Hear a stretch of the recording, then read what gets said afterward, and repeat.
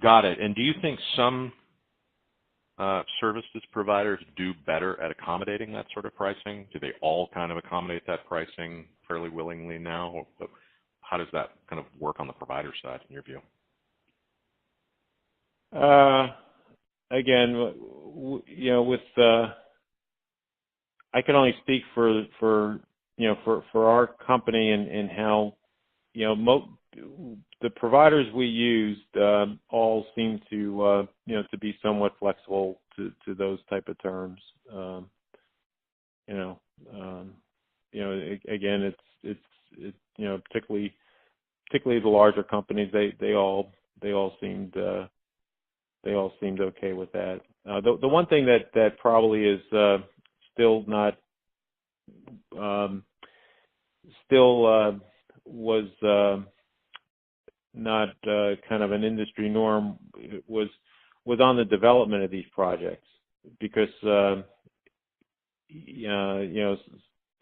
sometimes if it was more of a conceptual type thing that the vendors were working with us on, they the consultants it's almost on as a consulting, they would service as a consultant, so they would they would provide, a lot of times we would try to get a fixed fee for that to help us with the scope itself. So, we'll give you $25,000, or just making a number up, and you consultant work with us to define what the scope's going to be.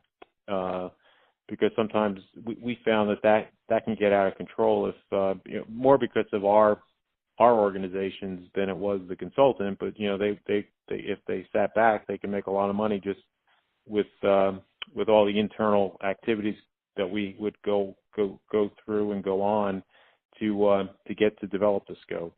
So we would hold them there. I would say was something that we were very sensitive to. Again, maybe because of the culture of our company, but we tended to want to make sure that the in scope definition that whoever we had doing this was going to get some type of a fixed fee for that portion, so that they had an incentive to help us drive. That they had an incentive to help us drive that working team to come up with the scope and the amount of time we felt it should take.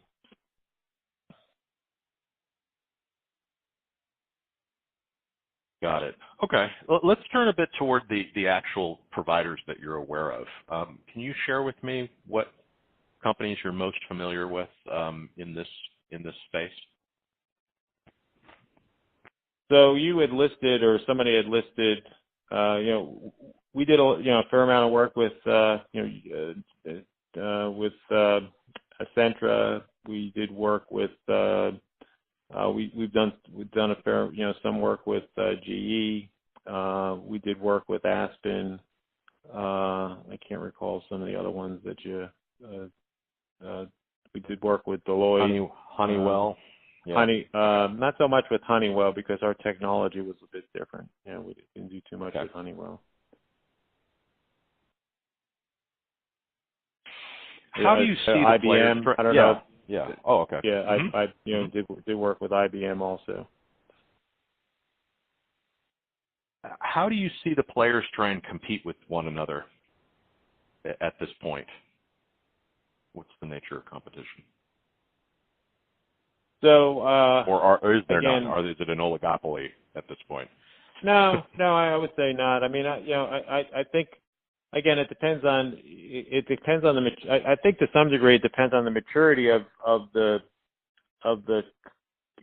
their customer base, right? So, early on, I would say a lot of these companies would come in and try to, kind of blow smoke a bit and try to solve world hunger for you, and get try to develop relationships, particularly. With they might find somebody that had a good a senior relationship with one of our senior executives, and there would be more of a heavy-handed type of, well, you're going to work with Deloitte's going to come in here, or this these guys are going to come in here and they're going to, they're going to do these audits for you. And so there's a lot of heavy-handed type activities, top-down driven, and they were a waste of money, if you ask me.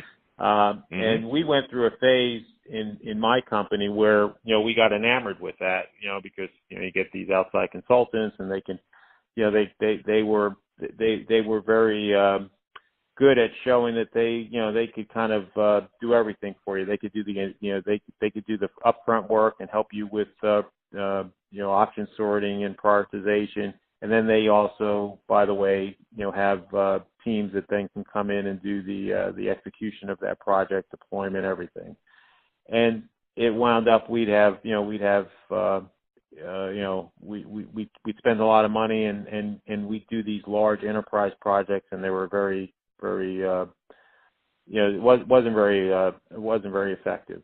So we learned about that and chopped these up and used the consultants for what we felt we needed them to do. Now, I honestly don't know if within, if others do it, you still do it that top, well, I guess I call it that top-down way where there's relationships that are developed. But I would say we were much more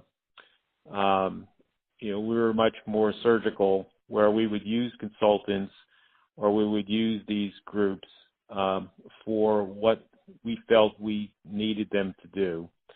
And, particularly with some of the skills that our organizations developed in-house, we would not have them come in and do kind of these fishing exhibitions. That was probably, stopped, I would say, probably about 5 years or so ago.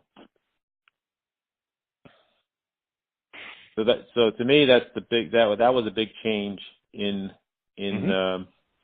kind of in our company anyway. And I got to believe there were other companies that did the same thing where they kind of, we kind of got smart on some of this and did, use these consultants or outside groups to help with specific, and again, sometimes we needed somebody to help us with the scoping because we were struggling to try to figure out, how to approach or attack a problem.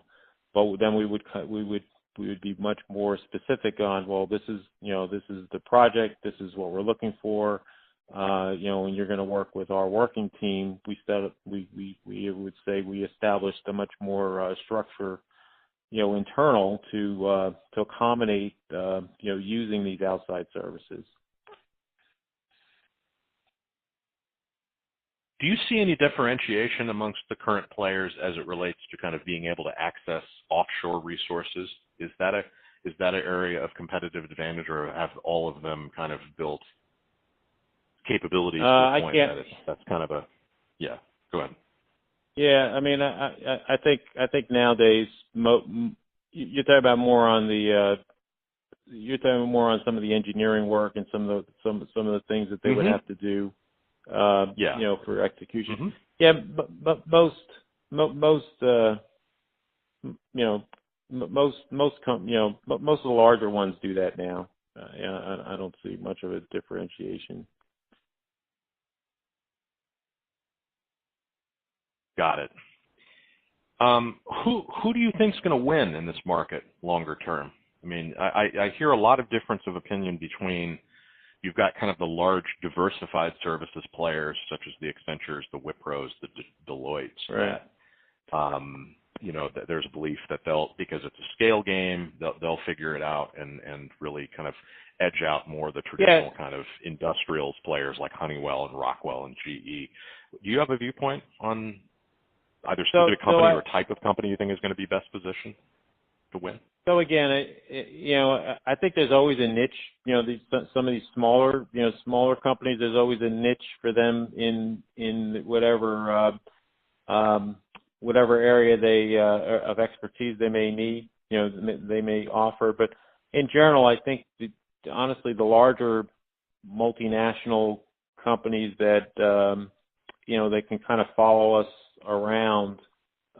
If you're a global company, and are large enough that they have a presence elsewhere, as long as